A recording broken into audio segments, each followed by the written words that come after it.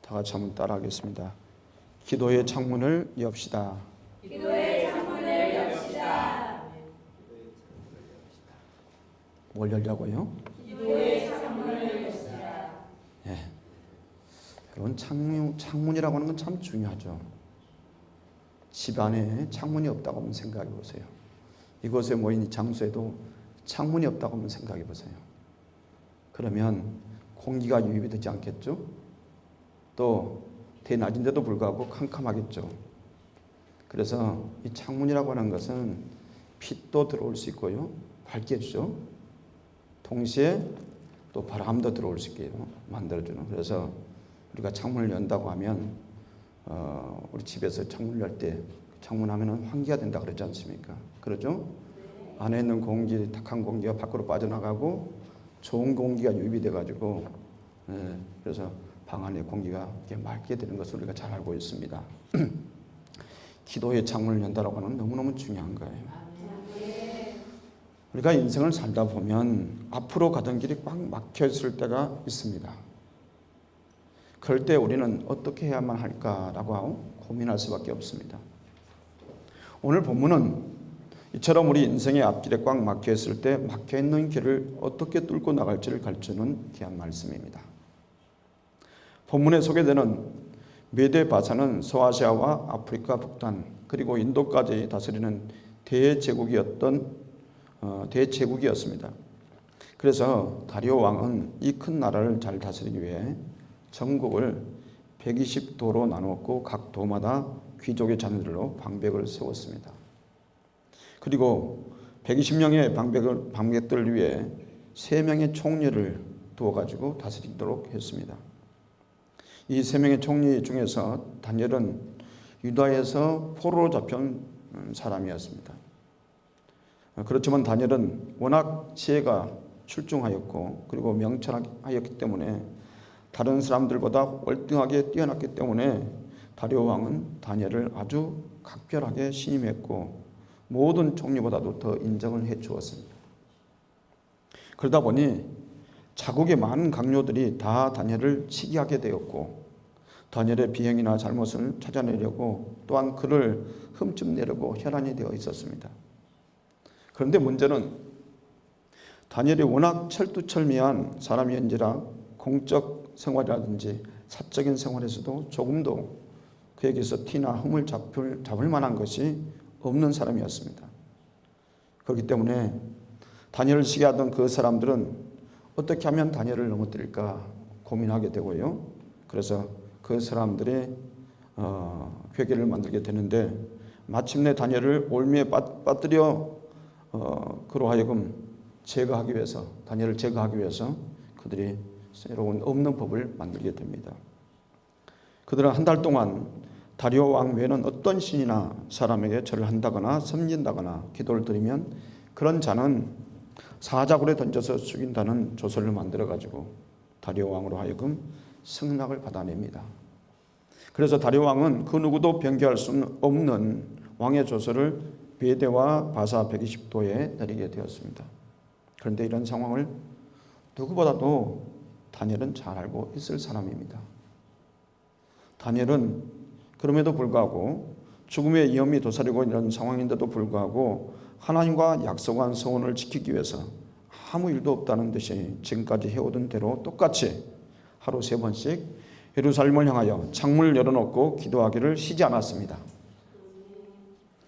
그러다 보니 다니엘을 올무에 빠뜨려서 죽이려고 했던 그런 사람들에게 있어서 결국 다니엘은 고발당하게 되었고 그 법대로 굶주린 사자굴 속에 던져지게 됩니다. 하지만 하나님은 살아계시죠.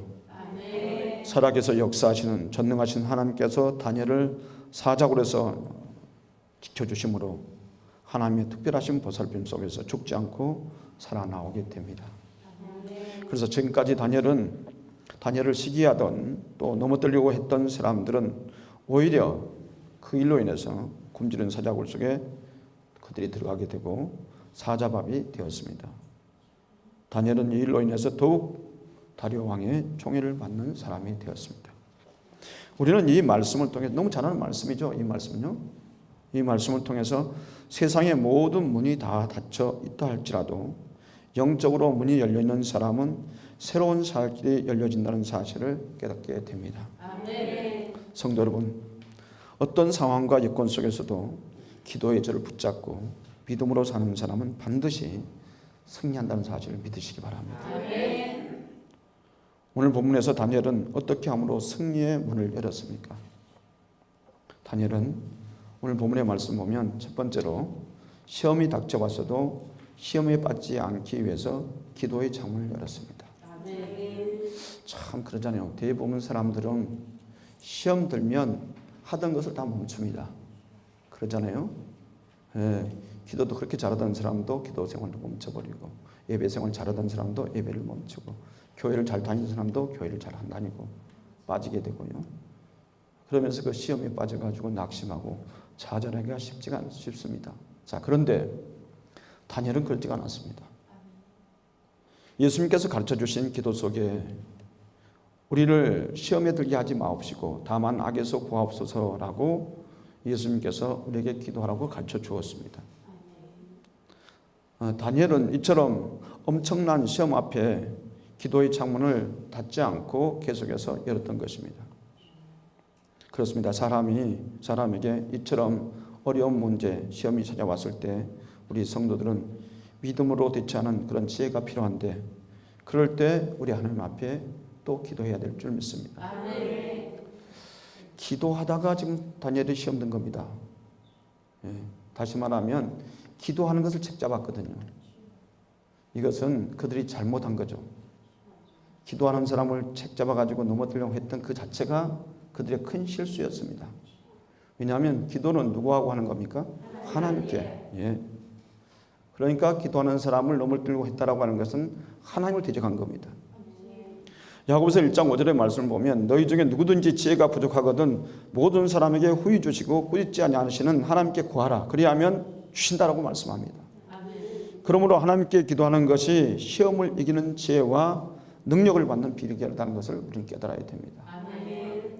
어떤 시험이 온다 할지라도 거기서 중단하고 좌절하고 낙심하고 그만두는 그런 사람이 되지 마시고, 우리는 믿음의 사람답게 그럴 때일수록 더 하나님 앞에 더 가까이 나아가는 성도가 되어야 할 줄 믿습니다. 아멘. 저는 교회에서 성도들에게 많이 그 이야기를 합니다만은 알곡과 쭉정이를 생각해 보면 알곡은 어떻게 합니까? 알곡은 키질을 하면 할수록 안으로 들어가고, 예, 쭉정이는 어떻게 되죠? 예, 밖으로 나갑니다. 이거 아시죠? 저는 어렸을 때 어머니가 하는 거 보고 저도 옆에 서 있잖아요. 나도 한번 해보겠다고 해봤어요. 처음에는 잘 안 되더라고요. 그런데 그 방법을 이렇게 보면 어머니가 하는 걸 잘 보고 따라 했더니 되더라고요. 이렇게 하다 보면 알곡을 밖으로 나가면 안 되잖아요. 이 키즈라는 이유가 알곡은 안으로 들어오고 쭉정이는 밖으로 나가기 위해서 하는 거잖아요. 그래서 키즈를 하면 곡식은 계속 까불려지는 겁니다. 연단을 맞는 거나 마찬가지야. 시험 되는 거나 마찬가지겠습니다. 그러나 결과적으로는 알곡은 안으로 들어가고 쭉정이는 밖으로 나갑니다. 여러분, 우리에게 어떤 시험이 온다 할지라도 우리 믿음의 사람들은 하나님께 더 가까이 나가는, 그래서 기도로 그 시험을 이기는 성도가 되어야 할 줄 믿습니다. 예수님께서 전도하러 제 아들을 보내실 때 유대 고을로 보내시면서 내가 양을 이리의 소굴에 보냄과 같다라고 말씀하시면서 너희는 뱀처럼 지혜롭고 비둘기같이 순결하라고 말씀했습니다.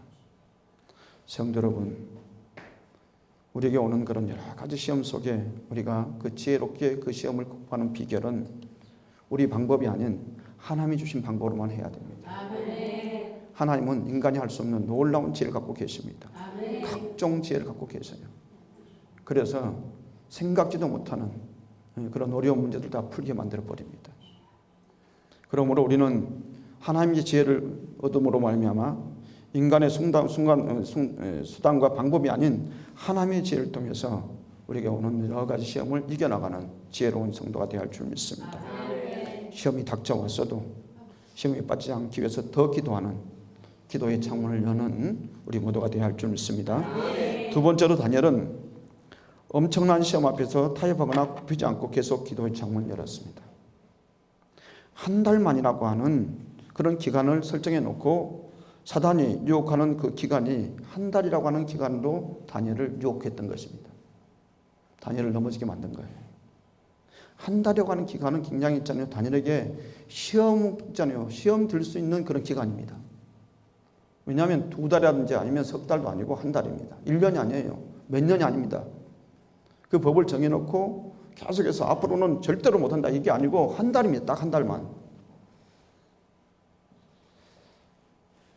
다리오 왕만 섬겨한다는 악한 사람들의 꾀에 대한 시한은 한 달이었습니다.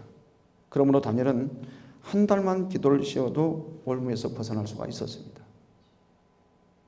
그러니까 안 하면 되는 겁니다. 잠깐 쉬었다 하면 되는 거예요. 우리 CTS 방송부 기도해도 좀 힘들고 어려우면 안 하면 돼요. 쉬었다 하면 되죠? 네. 어떤 어려움이 와도 계속 지속적으로 변함없이 해야 될 줄 믿습니다.